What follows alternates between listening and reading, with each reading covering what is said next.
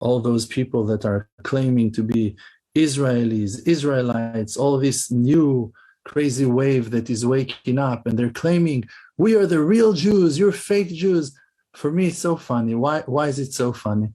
I don't mind that you're claiming to be Jews. Like, truly, be'emet, from the bottom of my heart, I couldn't care less. You want to claim to be Jews? Claim to be Jewish. Maybe you have Israeli roots. I'm not saying that you do not.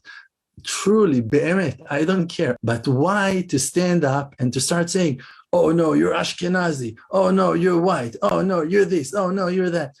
Guys, listen, you don't have a clue of your own history. But look at us, listen carefully. Deep into your souls, listen. We know the history. We gave our lives to write down all the truth. Now, the truth is that there were very, very evil, naughty Jews along history. Definitely, we're not trying to say, no, all Jews are righteous. Jews never sinned. No, only Jesus never sinned, guys. To your fake imagination, to your craziness that you're making up. Jews with Jesus. Listen, Jews are not going with Jesus. Jews does not believe in Jesus. Jews knows the truth about Jesus. Jews knows that Jesus messed up, and it's okay. It's okay. We're not upset. We're not angry. That's the truth. We have all the archives that you for generations tried to burn, made gigantic bonfires, putting all the Gemarot, all the Talmud, all our Bibles, all our books, trying to burn it. For what? Why do you burn holy books? Why are you burning holy books? Because you don't want to hear what it is really written over there. You're going to mock and going to laugh on the Ashkenazi Jews that are sitting and focusing their minds to the Talmud. Guys, you don't have a clue what is written in the Talmud. You want to start making jokes and fun about the Jews, the Ashkenazi ones with the cycles, the peot. You think you know something? One day you're going to see that Avraham Avinu was also walking with those beautiful side curls. You're going to see that Yitzchak, Isaac, was also going with those beautiful side curls. You will see that Yaakov Avinu had the face of an angel, the face of Yaakov with two beautiful side curls are carved on the throne of honor. You will be ashamed of yourself for even bringing it to your mouth that we are fake Jews. We spilt our blood for the Torah, to keep the Torah. All our families suffered and been sacrificed for that. What are you talking about? Why to start making a war against your own siblings to your claim that you are our brothers? You want to be the only Israelites? Come on. Only black? You think only black? Only black. Only black. Because the tribes were born in Africa. This is the power of imagination that is closing your mind from understanding the truth. It's written on Avraham Avinu that when he was walking with Sarah, his wife, in Egypt, and the Egyptians wanted to kidnap Sarah, he was afraid that they will do so. And Rashi, the holy commentary on the Bible, the holy commentary on all the oral Torah, is bringing from ancient Midrashim the answer to that reason. Because Avraham knew that Sarah was white and the Egyptians were black, and that's why he was scared that they will like her so much, because she was unique, because she was special, because they never saw someone white before. And Sarah was so beautiful that Avraham decided to hide her. And when it's written about Tzipora, the wife of Moshe, that she was Ha'isha HaKushit, that she was a black woman, so the explanation for that was not that she was black, was that she was sticking out in the crowd like a black person in white crowd, because everyone there were white. I'm sorry to break your assumptions, and we are not claiming that black people are not Jews. We have many siblings that are Jews and are black. People from Ethiopia that are definitely Jewish. And guys, in Judaism, you have that mitzvah of conversion. People from different nations can convert and join the Jewish community. And if black people or white people, and who cares, from all kinds, from all variety of skin colors, like someone cares about skin colors, we're talking about beautiful colors of the soul, and you're talking about skin colors. Wake up. You're the ones that are stuck in the past. We're talking about the beautiful, colorful soul of an Israeli person. And you're fighting that we are white and you're black. You're fighting on that point. We don't care. Who cares about colors of skin? Go check the real history. Stop fighting. Stop this stupid war. What are you fighting? Marching in the streets, fighting against Jewish people? We are Jewish, and no one will ever be able to take that beautiful thing from us. And you can join us. About conversion, that we're going to say, oh no, they're Gentiles and we're Jewish, that is halacha. And if for you this is a humiliation, so you need to go and work on your humility and to be a little bit more humble and to understand that it's for your own good. To go through that process, that you will show your good intentions. On the children of Abraham, it's written that they are merciful and kind. And if you are not merciful and kind, so you're not from the children of Abraham. And if you're cruel and violent, so you're definitely not from the children of Abraham. So just relax and try to work on your attributes and to be a better person. We are talking about the truth. And the truth is that we should all hold hands. And if we do believe in one God, in Hashem, that He is Hashem, Elokei Israel, Melech is the only king that we have. And we do not follow Christianity. We do not believe in Islam. We do not believe in Christianity. We're Jews. We're Jewish people. We're the children of Yehuda, the head of the tribes. And you should focus on learning real history. And Bezat Hashem, with help from heaven, Hashem will answer all our prayers and all our needs. Who am I?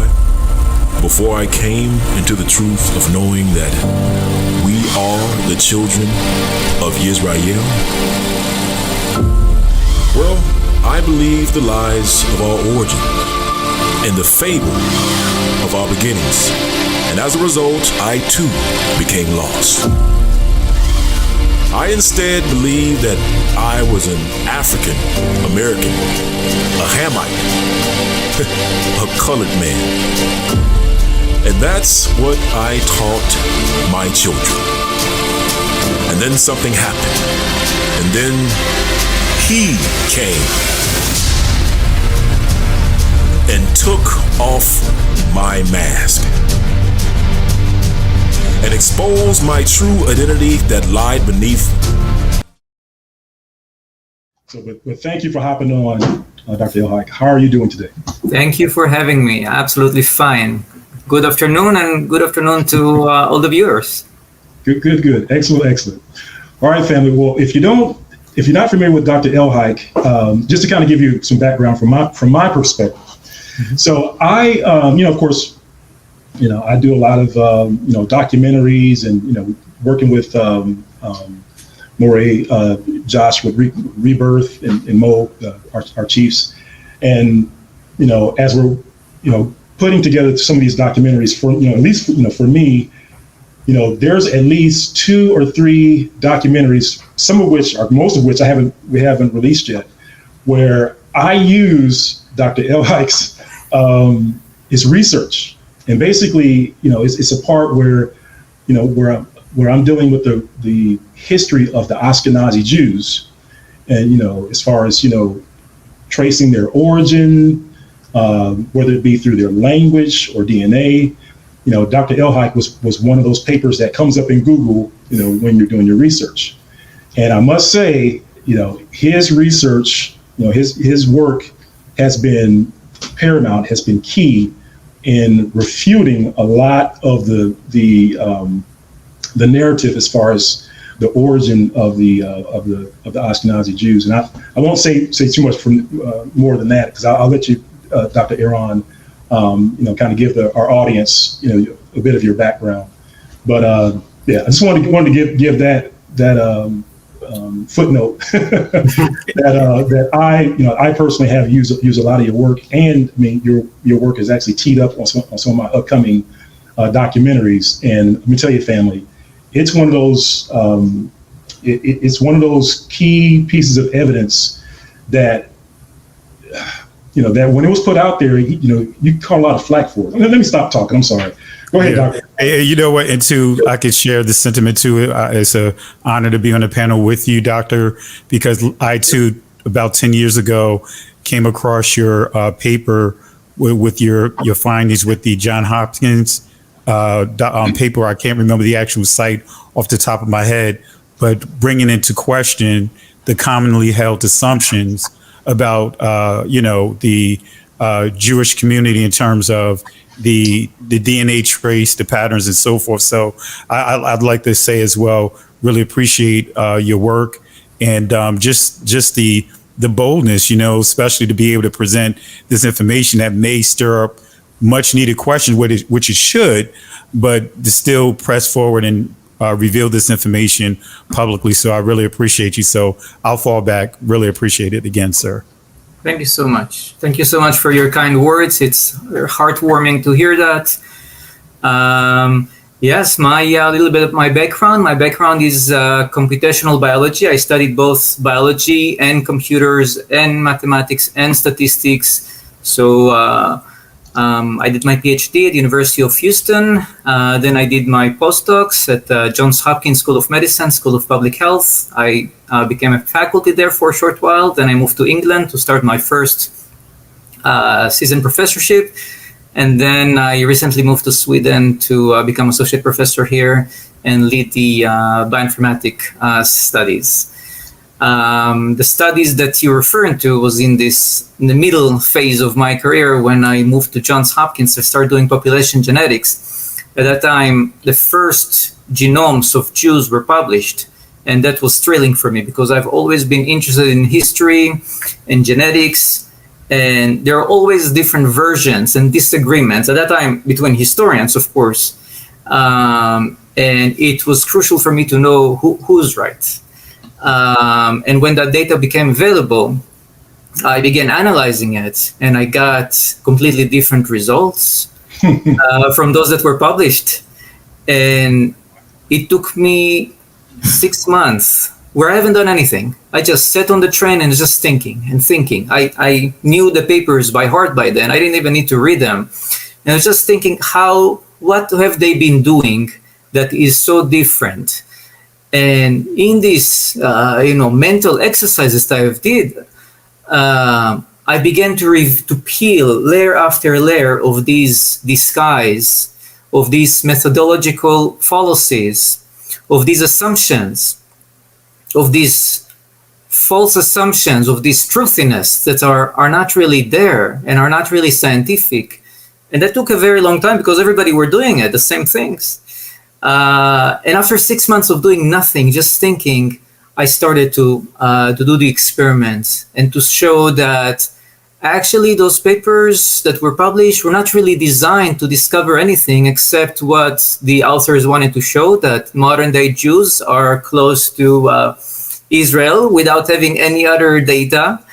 When the data without having ancient DNA data by that time. So how do you make this connection between people who are looking Europeans, for all intent and purpose, speaking European language, Yiddish, very similar to German or Slavic, with Slavic component? How is this all of a sudden become a Semitic language? No idea. But none of it fit one with proper methodology. Once you're comparing, okay, let's properly compare hypothesis number one. Do Jews look like Levantine people? Hypothesis number two. Do Jews look like people of the Caucasus, who would be the closest relatives of the Khazars and the Turks and all these other people in this area? And when I compared these two hypotheses for the first time in the history of genetic literature, not just doing the first hypothesis that tells me what it is that I wanted to show. Yeah, doing one hypothesis is easy. You always get the answer that you want. When you compare hypotheses, all of a sudden you get a different answer. And that study was not easy to publish. But once it was published, then it made revolution in the field that I was unaware of, and people wrote me and said, "Wow, you've put your footstep in this field of genetics. That was a lasting landmark." And what are you talking about? But that was this greatness of this study.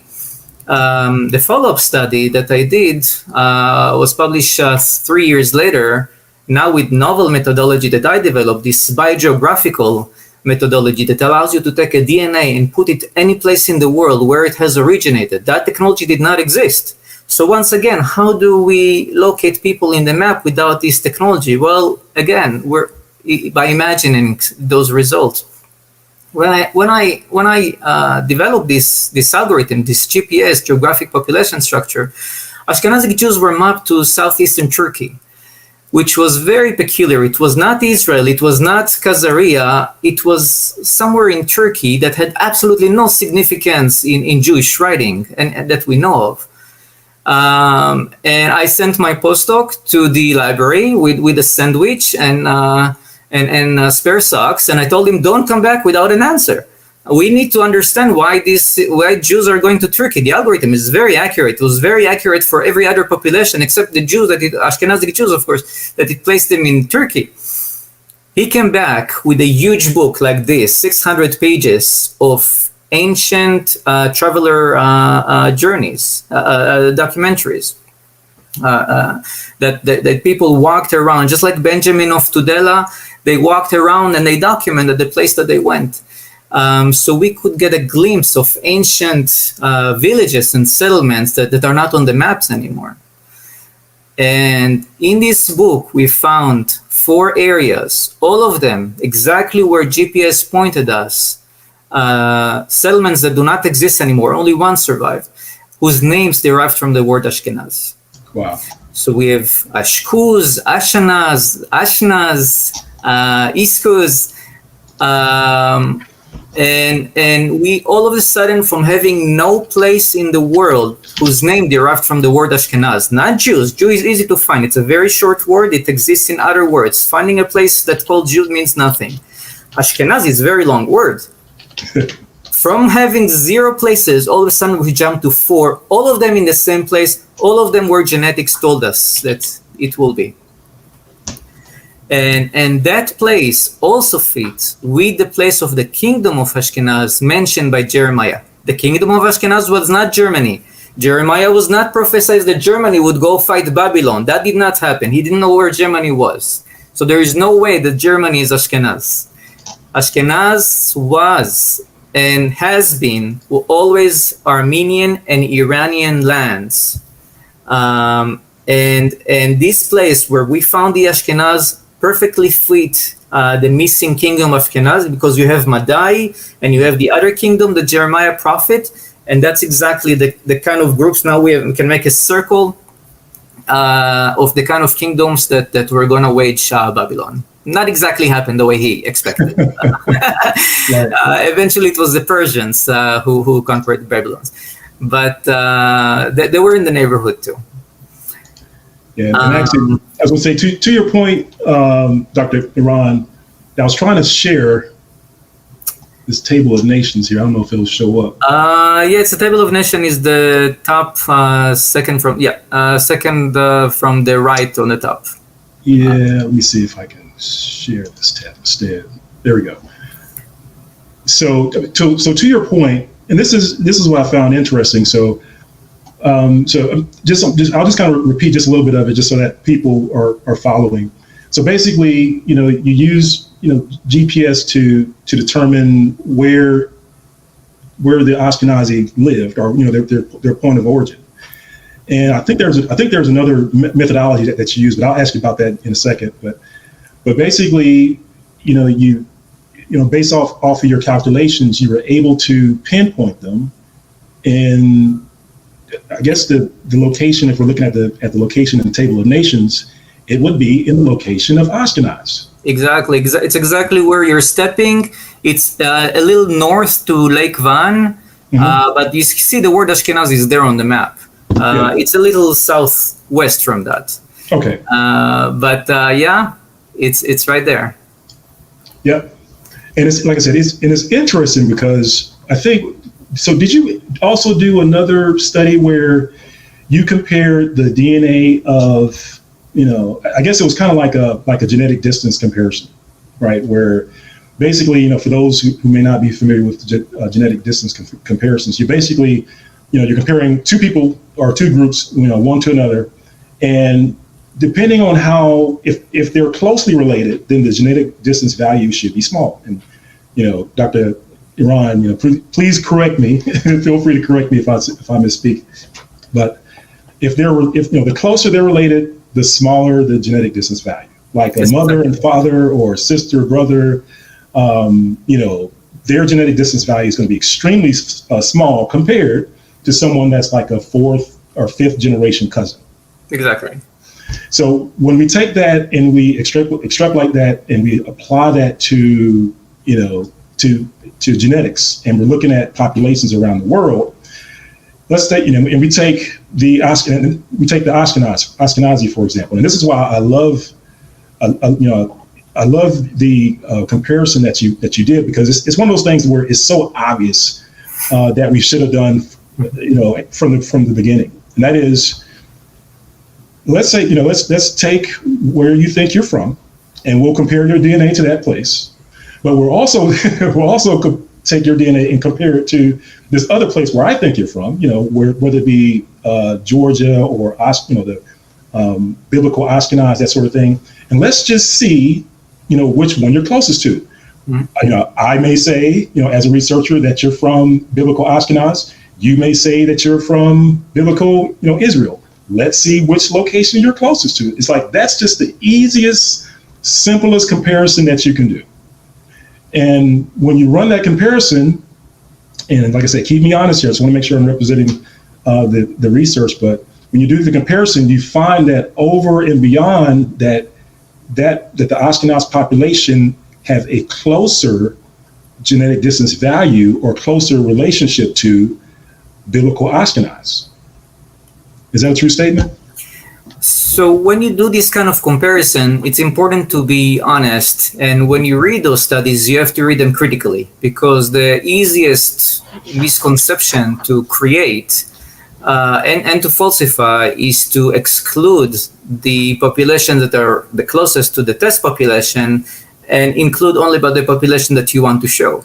So for years and years, Ashkenazic Jews were compared to Palestinians and to English. Right. They came closer to the Palestinians, hence the connection to Israel. But those were just two people that are very different.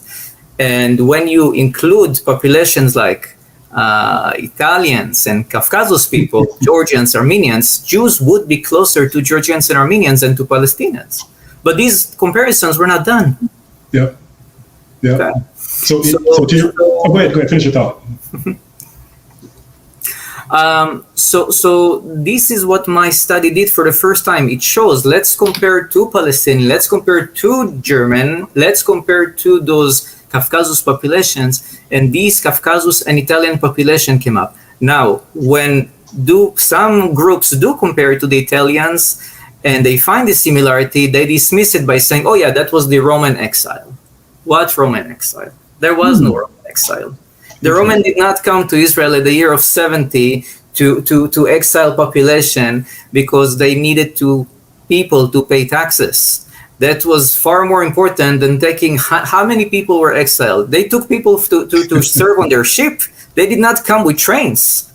Right. Okay. Right. They had to go back to Italy at some point. Okay. They cannot exile even if they wanted to 100,000 people, because they would break the slave market. Okay. It would create inflation in the market. There was no Roman exile. This is just one of those lies that we're told at school. I was told at school. Yeah. Well, to your point, just to make sure everyone is getting the point. So let's say, for instance, if I'm sure everyone remembers Jerry Springer, right? Well, and Dr. Eran, I'm not sure if you are familiar with Jerry Springer, being from overseas, but there was this show where the question of who the father was, when it came to this this child, this illegitimate or legitimate child, the whole purpose of the show was to determine who was the father. And so there would be this, this gentleman that would be on stage, and they would try to figure out, like, if he was the daddy, so to speak. And of course, they go off and do the DNA test, and the climax of the show would be, you are the father, or you're not the father, that sort of thing. But to your point, let's say, for instance, if you're trying to find the father of the child, so the easiest thing to do to not find the father is to not compare your DNA to the father. Exactly. Right? So instead you would compare it to 5 random people. Maybe you compare it to the uncle. Maybe you compare it to, the friend, the milkman. Right? Yeah, exactly. And you run it and you say, oh, well, look, we're not related. Exactly. That sort of thing. Exactly. But what you're doing, and what I think that a lot of the community probably needs to start doing, that is, run these comparisons against the right group. Make sure you're running the comparison against the right group, because when you do that, you can very easily determine who's who. And so I think, go ahead. Compare it to all the groups, and then you find the right groups. That's right. All known groups. And the point about the Italian, just to explain this, because it's not obvious, the similarity to Greco-Romans can be easily explained by their shared past with where we have now Turkey. Remember, Turkey was conquered by Italian. They call it Constantinople. It was their capital city. So south to the Black Sea, there were always Greco-Romans and Iranians, all of them mixed. And these are the populations that their hybridization created the Ashkenazi Jewish genome. And because after they left this region, they avoided mixing with other populations to a certain degree, of course, they preserved this South Black Sea genetic signature that allowed us to come back after thousands of years and trace them back to where they were. If they were mixing with other populations, these Black Sea signatures would have decayed. It would have disappeared. That's a good point. And I had a question too, to your point, Doctor, especially with the discussion about the genetic distances, and then some of the other, if you want to call it, theories that many came up with to try to, confirm who's who. It was just a certain targeted group in terms of with some of these tests, like the genetic distances thing, like you pointed out. It was, I believe it was the Romanians, the Hungarians. It was a very selected group of people, and so with that being said, I want to ask a question about the other one that they had, the other, theory or hypothesis that was out there about what is called the random genetic drift. Would you be able to kind of get clarity on that? And then also, for me, I believe the contradiction of the Kohanim gene is a little bit of a contradiction, especially if the Levites, if Levi is one of the sons of Jacob, then all of them should have the same Y mutation, that of their father. But can you shed some light on that as well? Yeah, absolutely. So first, let me, when you see Ashkenazi Jews sharing high similarity to Romanians and Hungarians, this is because both of these populations were offshoots of the Khazars. They were both founded by these members of the Caucasus who ruled this area of north of the Black Sea, where we have South Russia nowadays, between the 7th and 13th centuries. Very powerful empire. They converted to Judaism in the 8th century, and they sent offshoots to Eastern Europe. And we still, some Ashkenazi Jews are mapped to this region of Ukraine. They're not all mapped to Ashkenaz. Most of them are, but some of them are mapped to Ukraine, and we can see very nicely some kind of migration route using GPS. The second question you asked was genetic drift. Genetic drift is when we have these mutations that are by chance, that are random, and they accumulate over time. Now, the more time passes, the more of these mutations accumulate. And if a tribe moves from one place to another, two things can happen. They can maintain marriage within that tribe, in which case they will preserve the original signature of the first tribe that they left, and allows us to make connection between these two. The second thing, they can start mixing with the local environment, like almost always happens, and then they will for a while show a mixed signature, and then depends on the level of mixture, they will start moving toward the hosting tribe. But if we're looking at the first strategy, if they maintain marriage within the tribe, over a very, very long time, they will not be identical to the original tribe anymore because of this accumulation of random mutations that only happen in this tribe, but not in the original tribe. It happened in the original tribe too, but different random process. So they're not going to be identical. And over time, they're just going to be split. Now, the extension of these splits depends on how much time has passed.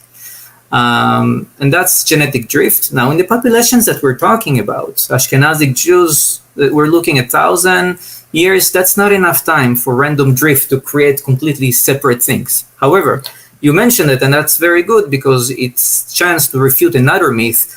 Random drift has been used to explain why Ashkenazic Jews are different. When you compare them to the Palestinians, they don't look like Palestinians. When you compare them to English, they don't look like English. So they said, oh yeah, they because they married each other, random drift took its shot and created this unicorn. That's not true. They're just not being compared to the right populations where they came out. If you compare them to the population we mentioned, these Southern Europeans, Turkish populations, you will see much higher similarity. Genetic drift does not act so quickly. Yeah. Did I answer your question? Oh, absolutely. Absolutely. Because when I did some research on it, it was according to the numbers and basically that formula that was laid out, it can take anywhere from 2,000 to 4,000 years for that, I guess, whatever that that mutation to become permanent, a permanent marker. So, yeah, you answered the question. And the other question was about the Kohanim. Absolutely. You know, because that, for me, didn't really make sense. If all the sons share the same father, how can one son, why mutation be different, especially, you know, from the others, the other brothers? So I just had a question on that as well. Exactly. First, if I may say, it's an absolute pleasure to talk to you. You're on top of the fields, and I take great pleasure in discussing with you and answering your questions. Let's say that you're on the beach and you see people with bathing suits. You know, some are red, some are yellow, some are white, some are purple with red stripes. You're going to ask all these people, who are you guys? How come you're the only one with purple and red stripes and everybody else are, plain colors? They're like, we're from this city, Beersheba. That's where I am. We all shop at the same store. They're the only one who has it. Like, how interesting. Let me take your DNA. You're going to take their DNA. You're going to also sample the other bathing suits. Other bathing suits are from all over Israel. Okay, we have only one Mediterranean Sea. Everybody are going there. They're going to come from everywhere. The people who are wearing the purple and red striped suit will be much more similar to each other than all the other ones, just because the cities in Beersheba are sort of organized by ethnicity, sort of. And then you're going to come up and say, hey, look, the orange and red stripes bathing suit wearers have all common origin. Some ancestors who probably invented this bathing suit. How exciting. This is exactly how the Levite study was done. And with the beach example, I was not exaggerating. They went to the beach and they sampled people with that surnames. They once again compare it to English. They saw that all the people with the Levite do not share the same DNA. They don't. Third of them did. They decided that those third must represent the Levite because they all share. That does not mean that. That means they all have some kind of common origin. Perhaps we can agree on that. But it does not mean they all have one Levite ancestor. What about the other ones? You have 66% of the people who do not match. But this majority of evidence was dismissed in favor of the much cooler and much small sample size, are things that happen, unfortunately, often in science. And then the whole Levite legend was born. Of course, there was a follow-up. It created, spun this anonymous company, Family Tree DNA, to the front stage. Allowed them to become extremely successful, selling those DNA tests that told people whether they're Levites or not. And then continued with follow-up studies that unfortunately were less yield results that were not very favorable to these Levite mutations. What happened was that the same mutations were found in Africa and in all the Arab countries that surround Israel. So that wasn't really cool. I mean, that's not what we wanted. No longer this unique homogeneous priestly group that we, at least the scientists, imagined. So they defined another haplotype that was longer, hopefully to lose some of those baggage, unwanted necessary populations. That did not help. The extended region in the DNA that was shared among the Jewish Levite was once again shared among all the other ones. And then the research was abandoned because this was a dead end.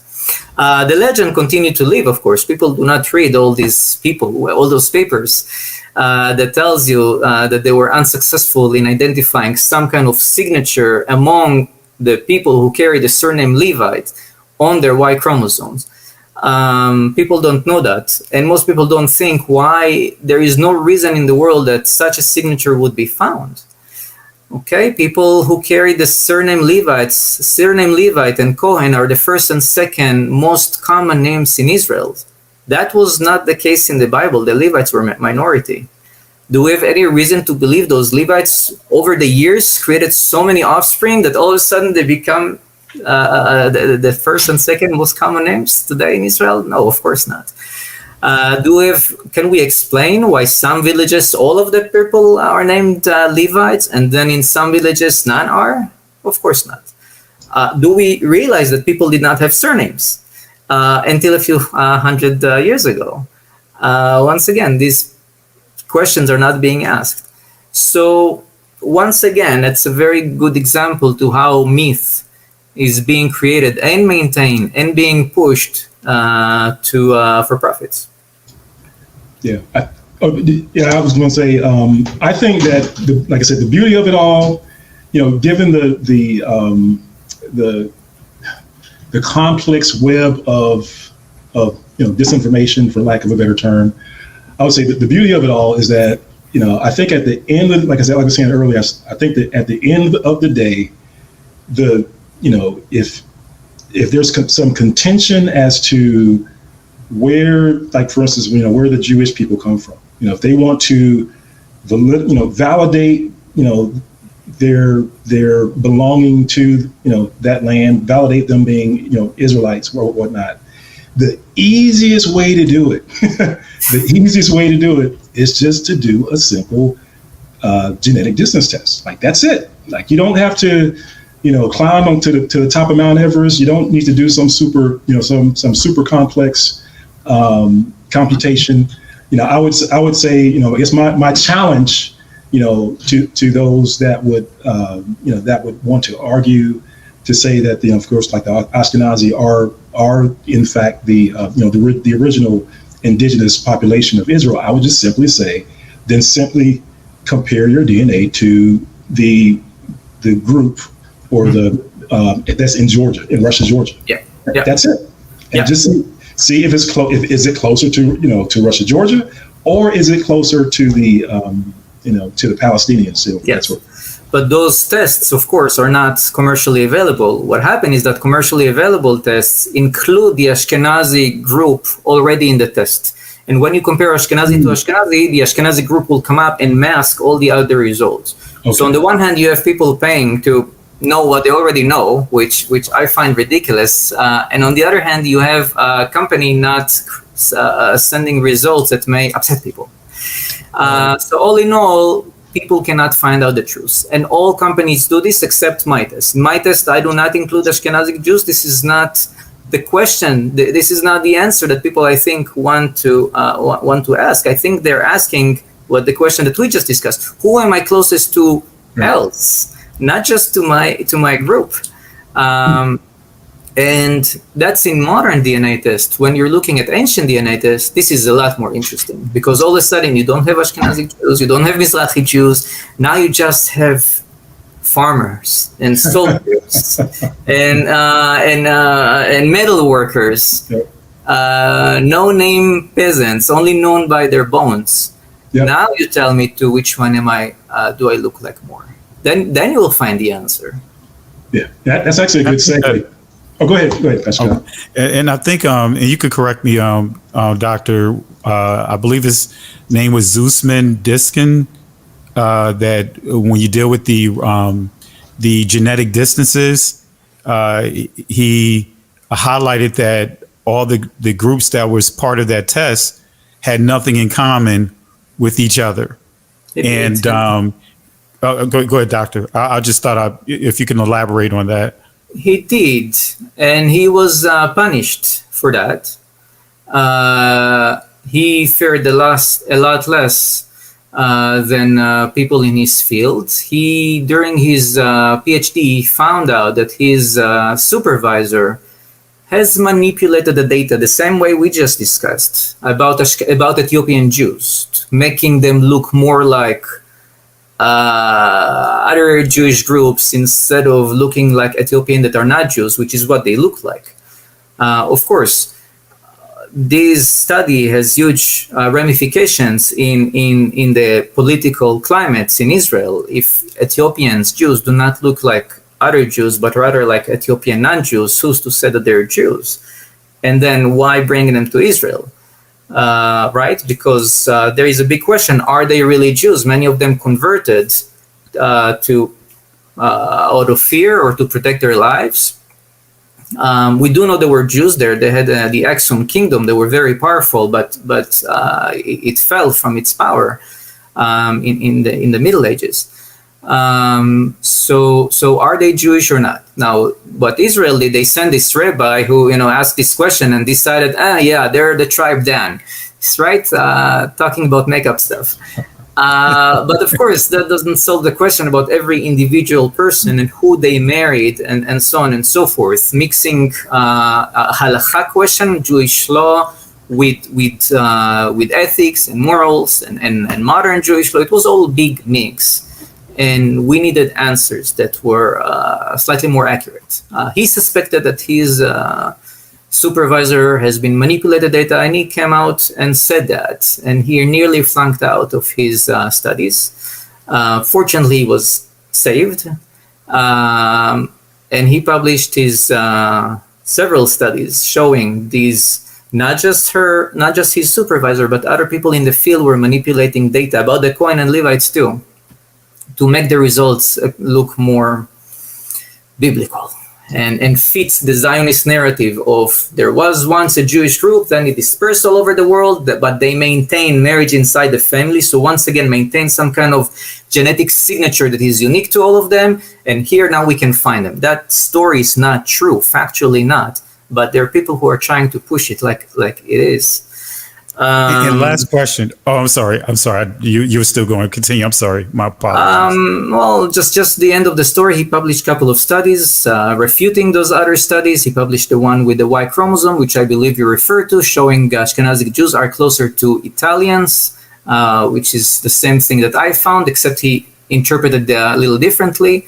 And at the end of the day, he could not find a position, and he became a technician in some lab in Israel. He finished his scientific career for speaking out the truth. Mm. And my last question, and I think, and I'll step back a little bit. I know I'm asking a lot of questions, cousin. But it's interesting that you brought up the tribe of Dan with the Ethiopians of that narrative. But it seemed like that's kind of like a uniform narrative, because you have like the Igbos, and it seems as if that narrative of the tribe of Dan is being superimposed on them. The other ones, I can't think of them off the top of my head. The Yoruba. It seemed like many of them are just that narrative of the tribe of Dan, with the exception of the Limba, that has the narrative of the Levites because of the Kohanim test or whatever the case. So any thoughts on that? Because I just was curious about your thoughts on that, why it seems as if that narrative of the tribe of Dan is being superimposed on many of the tribes in Africa that are being discovered and confirmed to be blood descendants of Israel. You're making a very good point. By the 19th century, there wasn't tribe on earth that has not associated itself or has been associated by scientists with one of the tribes of Israel. The story is very known, and the scientists that were there, the anthropologists, the students of Franz Boas and others, not geneticists yet, they went across the world and discovered one tribe after another. And none of these tribes has been in a cave living in isolation.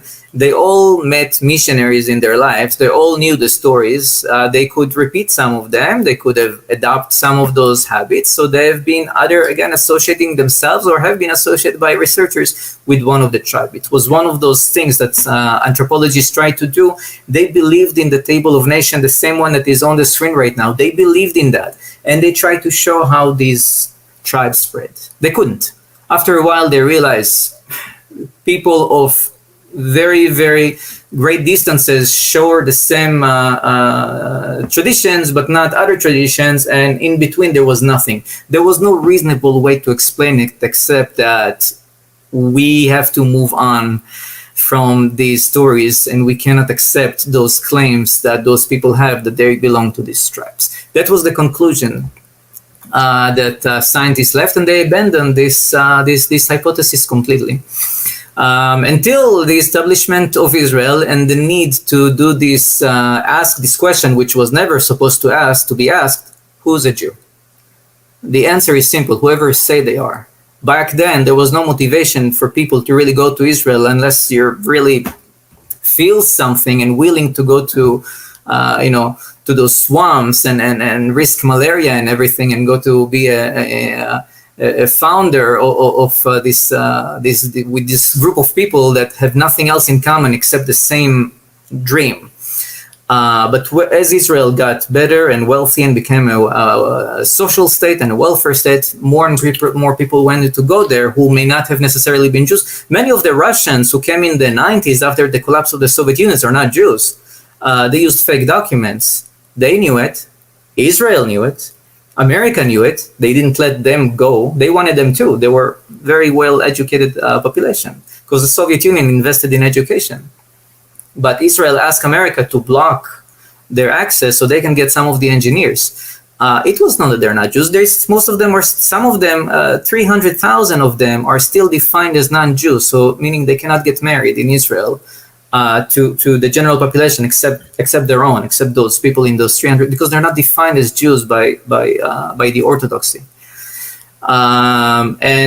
So those questions already all of a sudden became important, and all of a sudden those who would answer those questions. So it was rabbis who came up and said, "Oh yeah, this is a Dan tribe, this is a Naphtali tribe, and so on." All of course were made up. But only now, if I may switch to the topic of ancient DNA, only now ancient DNA from Israel, from people buried in the tribe territories, has surfaced. And that's a game changer. That's something I've been waiting for since I got into this field, when I was making my first steps in Hopkins and looking from the window and thinking about the next big question that I can ask. Yeah. I need ancient DNA from Israel to answer those questions.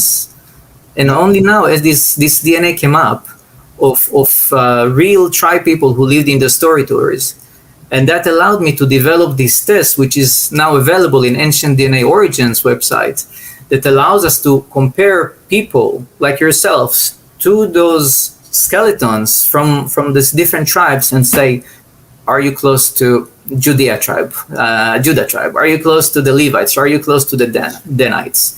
The Danites, by the way, were speculated to be offshoot of the Philistines. And you can see that in the data. Some of them are. It's very cool.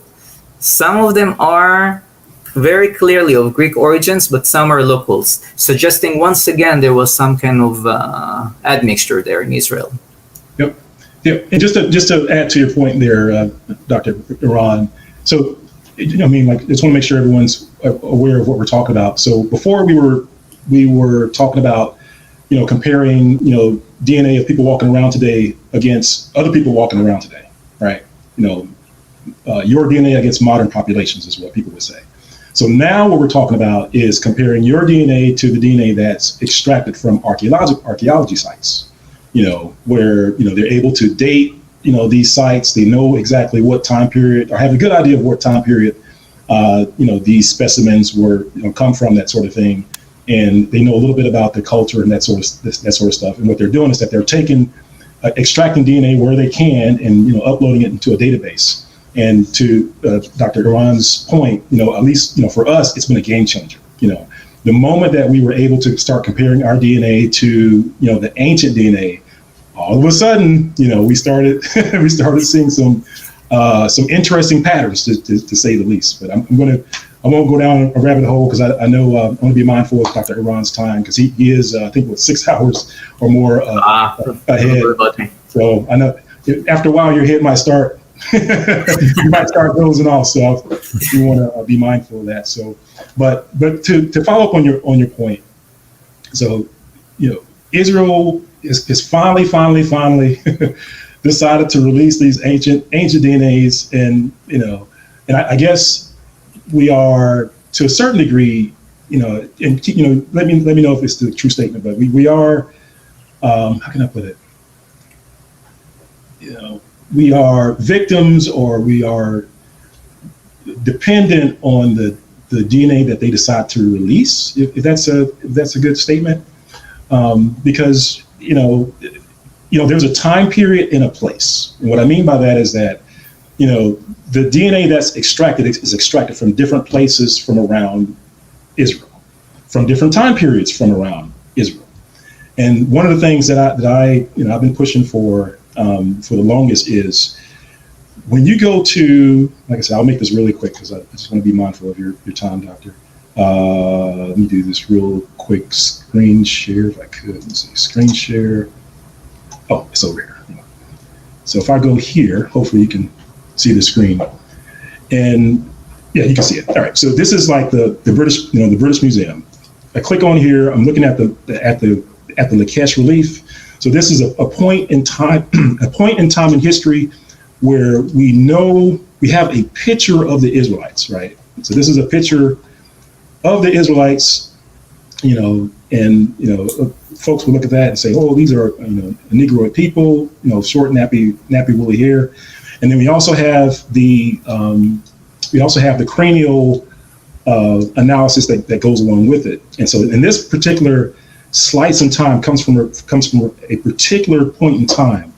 And for me, I'm like, man, this the only thing that would finish off this, that would confirm, that would be I guess a triple confirmation on this finding, would be DNA, ancient DNA. So to this date, I'm still waiting for the DNA that comes from this archaeological site, because I think there was keep me honest with you guys, I think it's like over 300, 600 possible skulls that were extracted from that site, but for whatever reason, we can't seem to get the DNA from that site. But in any case, to Dr. Eran's point, but there are other DNA extracted from various places around Israel. And let me see if I can pull up your site in 1 second here. I thought I had it pulled up already. I guess I did not. Oh, here it is. And it is called ancientdnaorigins.com. So ancient DNA. The site is not shown. Oh, it's not showing? Okay. No. Let me share this tab. Now it is. Okay. So this is another game changer, in that you're able to check or compare your DNA to to some of the ancient DNA that's extracted from the archaeological sites from I guess various places in Israel. And let me see if I can back up here. And I'll let you, if you want to give some commentary on it. Yeah, absolutely. First, you can scroll down a bit on any tribe and see where the extracts were from. You can scroll down a bit. Yep, you see it there. Yeah, absolutely. Thank you for presenting it. I agree that it is a game changer. Like I said, I've been envisioning it since I got into this field. Expand on the point that you made. The data that we have, or the data that are being published, and the data that I collected, not all data are being released. The Khazar samples, the first Khazar samples that were sequenced, were not released. Why? Because people did not want to show Ashkenazi Jews being compared to those Khazars and show how similarity. And that's very unfortunate, because I actually know these researchers, and I asked them for this data many times, and they did not release it. They're just afraid. And the same with all the other findings. So there is some kind of higher intelligence deciding which data to release and which ones, and for its own motivations. Yep. Now, to overcome those limitations, I developed AI tools that are taking bits and pieces of the published data and create reconstructions. So just like you're using ChatGPT to tell him, hey, write me a cover letter for an IT job, and it creates this Word document. How does it do it? Because it uses bits and pieces of other letters that it has to create what you're asking. And it works in the same way. And with that way, we were able in Ancient DNA Origins to reconstruct all the 13 tribes of Israel, 13 because Joseph had two sons, Ephraim and Manasseh. So it's 13 tribes that lived in Israel, including the Judeans, including the Levites, and the Simonites. And the reason I mentioned these three, because they are showing the highest African genetic similarity. And that is another major discovery that is not being openly discussed. These people have the E1, B1Y haplogroups, and they're showing signs of African in their autosomal group, which is what you may find when you take these tests. This is exciting for me, and I'm sure to you. The Bible is not shy about showing those African connections, of course. There is the story of Zipporah. Prophet Amos says that the Israelites are like the Cushim, the people from Cush, we believe Sudan or Ethiopia. And there are other instances where the Miriam insulted Zipporah for being black, and she was punished. So that was something that was frowned upon. The people who edit the Bible saw it necessary to include this story. And that's quite fascinating.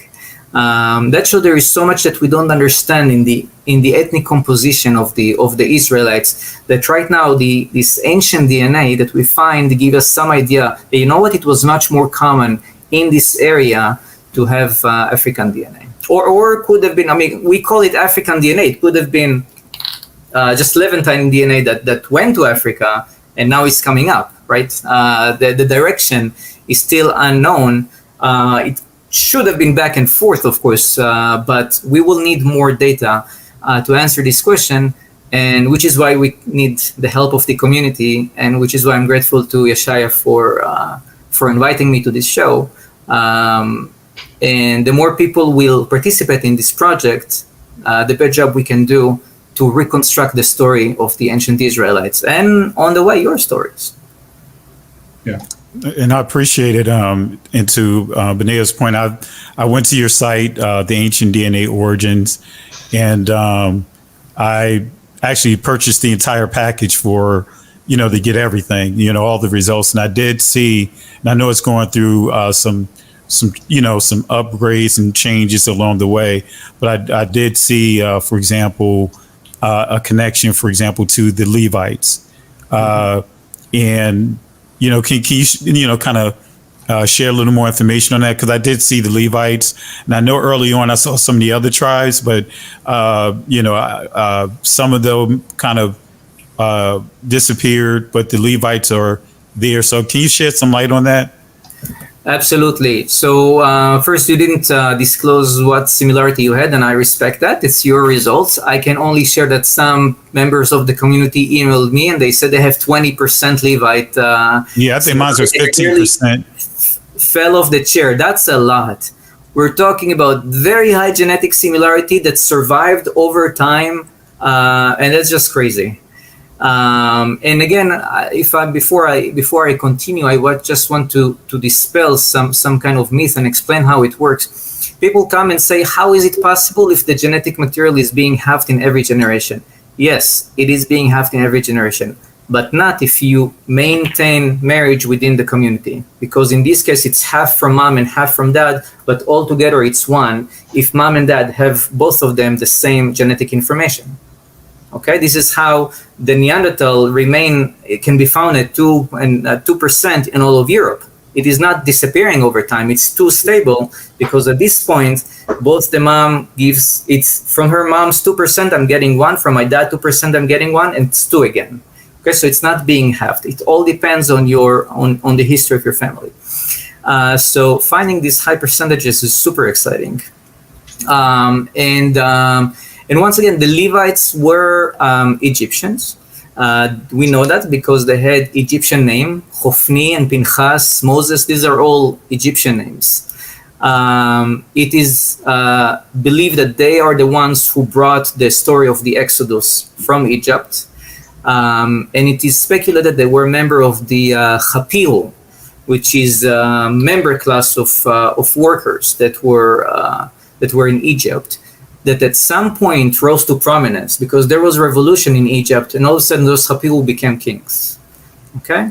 And they ruled Egypt for a short while. When they were overthrown, they may have escaped from the new pharaohs. At that time, they could have arrived to Israel and bring with them the knowledge and the story and experience that they acquired in Egypt, and they become the Levite. As you all know, they did not have a territory. The name Levite in Hebrew means joining, something that is adjoining you. They were not a core member. They're not mentioned in the Deborah song, which was one of the oldest pieces of the Bible.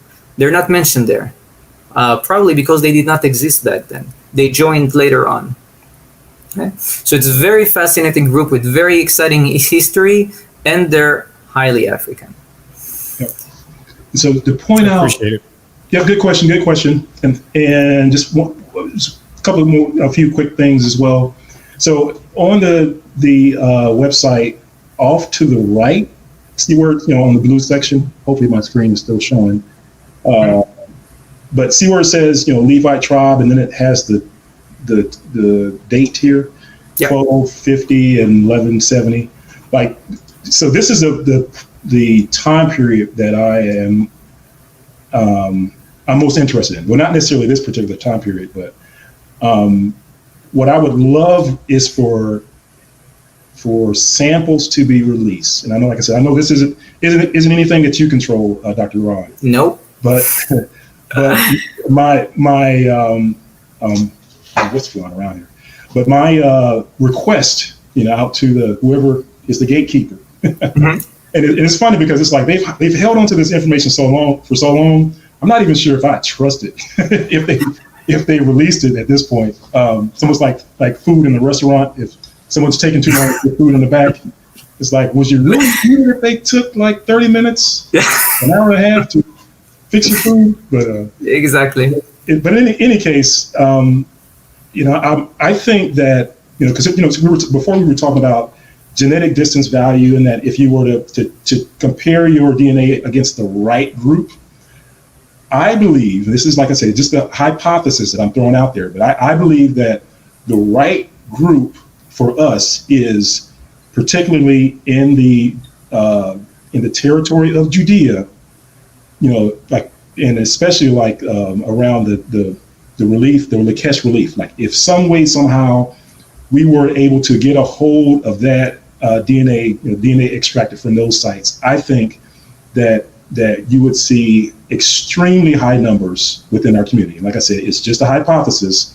but that's based off of a couple of things. One is of course, we have the Lakesh relief. We also have the the analysis on the skulls, which they determined were Egypto-Nubian, but also from oral traditions for people like such as the Limba, whose territory, I guess if you look at some old maps, you'll find Limba in the territory of Reuben. That's where the last place that they show up on the map is actually in Reuben. So places like either over in that area during a certain period of time, like in the territory of Reuben, in particular during the time of the Maccabees, I think that would be an extraordinary match. But I understand the game. I understand why someone would not want to release those samples to compare our DNA to, because, like I said, if we did, and if they actually truly release the genuine DNA, I truly believe that you will see some matches, and then that will cause all kinds of problems. But just a hypothesis, just throwing it out there. I share your excitement. I hope the community would engage, and I will tell you that I am very concerned there will not be any more samples in the near future. As Israel is going through this religious revolution, it will be even more strict about releasing this kind of genome, this information. And don't mistaken, there are thousands and tens of thousands of skeletons. The data are not the problem. The existence of skeletons that show the whole history of Israel from all the region it exists. It's hidden at some university in some core basement, but it's there. They're not being released because there are political pressures. Just imagine, just for the sake of arguments, tomorrow you're releasing all the skeletons that you collected in Jerusalem, and they're all coming up E1B1. Do you see the Ashkenazi rabbi standing on a stage and then explaining this to people and saying, well, we have rights to this temple? That's not happening, right? Right. So, or the Moroccan rabbi will come and saying the same thing. The Ashkenazi rabbi said, I don't know how they both can be right. Right. These are the problems we're dealing with, and I'm very concerned there may not be any more samples coming out, and we'll just have to do with what we have. Hopefully I'm wrong. But once again, the more pieces we have of this puzzle, the more we can put it together with our resources at my lab. Awesome. Pastor Kelly, did you have any other questions before we wrap up? Like I said, I want to be mindful of Dr. Eran's time. Well, I really appreciate it, Doctor. I don't have any other questions. He answered my questions, gave clarity on the items that I wanted to present, to give, being that he's an expert in this, in what he does. I didn't want to speculate or, have, let's just say, internet scholarship, so to speak. You know what I mean? I just wanted to ask the questions that I asked, get a direct answer from someone who's an expert in that area. And I really appreciate you, Doctor, for taking the time out of your schedule and answering these questions, because I know that it has to be a tough position to be in, because I know you're getting a lot of flack. Even some of the research, when I read your works, I know you got a lot of backlash from the Ashkenazi community because of what you released. Ask more questions, you know what I mean? And even to your point, when I did the research on 23andMe and how they had to go through a lawsuit because of some that were doing their DNA tests, they were like, wait a minute, I thought it was going to point over to here, but it's pointing over to, like you pointed out, Khazaria. And it's like, wait a minute, and so there was a lot of legal things that went about with that to have have that removed. But for you to have this tool here that's really with the goal of just giving accurate information based upon what's being released, definitely appreciate it with you, with what you share and you taking the time out to have this discussion. So I look forward to seeing how the site continue to move forward as far as the ancient DNA origins, as well as your works that you have published thus far. And I will say I've shared some of your work, some of the videos you've done years ago, so I'm very familiar with your work. So thank you again, and greatly appreciative the appreciative to the time and effort you taking the time out to share this information with us. Thank you so much for your kind words. I'm most grateful and I'm honored. Thank you. Yeah. Just one more word that I forgot to mention before. We were discussing the evidence of Levantine on African. We skipped the linguistic aspect. African linguists, many of them have Semitic origins. Tigerian is Semitic. Other languages in Central Africa have Semitic origin. This is very well documented. By no means those populations were isolated. There was always back and forth movement. And to your point, Doctor, the Bambara, language is very close to the ancient Hebrew, and their language was used to define a lot of the words that, that was in scripture that, and that was being used in the libraries and defining and creating the dictionaries that we see today. So to your point. Exactly. And some of the most fascinating books in Hebrew, the Hanoch books, only existed in Gaz, in Ethiopia. It extinct everywhere else, but it survived in Gaz. And fortunately, somebody took the time to translate it to Hebrew, and that's how we can read it today. Like I told you before, we see a jump of Levantine ancestry in Africa around the time of King Solomon, which is a bit 1000 BC approximately, a little later. Just coincide with the stories of Queen of Sheba coming and so on. Those stories, whether they're real or not, I believe, based on the genetic data, they capture some kind of reality where there are relationships with countries in Africa, and there is some back and forth trade. And whenever there is trade, there is gene exchange. That's how people work. Yeah. Absolutely. Well, thank you. Just kind of going through some of the comments here in the chat. But yeah, it's like I think somebody made the comment about the people of color on the site. So just want to put out there. I know everyone has different takes on who Israel is and what they look like. I and I think you as well, Pastor Kelly. We do believe that Israel is a nation of color, Negroid people. But that's just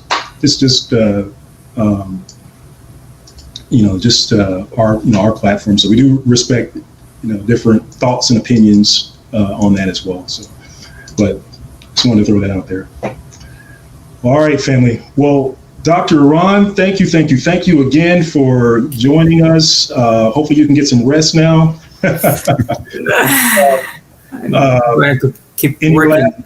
Any last comments you want to give about this site, your site? No, I just want to say thank you again to you and to the community for your support. It means a lot to me. You mentioned criticism. I just want to give you an example to what it looks like. When we discovered the location of ancient Ashkenaz, I thought the community would be grateful. Finally, we solved this riddle. 3,000 years. So where was this kingdom of Ashkenaz? And by large, they will. Except the Forward, which is a right-wing Jewish newspaper, 8 negative articles, one after the other. It wasn't like even respond. There was no dialogue. There were 8, one after the other. There was only one positive. It was in Yiddish, in language that very few people can read, and the writer was fired after that. This is what negative feedback looks like, and that was okay. They're entitled to their opinions, and whoever wants to know the truth went and read the paper, and we provided the coordinates on the map. You can go and find those places, those that survived on the map. But that's just the kind of disinformation we have to fight, and I appreciate, or to stand up to, and I appreciate the opportunity to do this on your platform. And thank you so much for citing my study and keep propagating the actual findings as they are. Yep, well, keep up the good work. Go ahead. Can I say something real quick? Hey, Doctor, we understand the ridicule because we've come across and we actually use your work as well. And we've gotten a lot of criticism, we thought it would be accepted, but we can definitely relate to the unexpected opposite, embracing. We expected to be embraced this information, but we were, met with a lot of ridicule and borderline slanderous. But we definitely understand, and we thank you again for just pressing through the negative responses that you've gotten. Again, thank you again, sir. Thank you. All right, family. Well, wow, we are over 2 hours in. So thank you, everyone, for dialing in. So hopefully this was a blessing to you, and hopefully you learned a lot. I know I did. So I think what we'll do is that we'll close out this session, and I think most next. We'll see, Finn. I was going to say maybe next Shabbat we'll finish up on our discussion about where Israel's located. We may do it. Maybe we'll do it before, but I think we'll probably push it up to next Shabbat. So we'll get into it. We'll go down the list and show some more exciting facts about Mount Sinai, and then we'll move on to the land of Israel. All right, family. Well, stay blessed. Hopefully you can enjoy the rest of your evening, and we'll talk to you later. Shalom, shalom. Shabbat shalom. Shalom, everyone.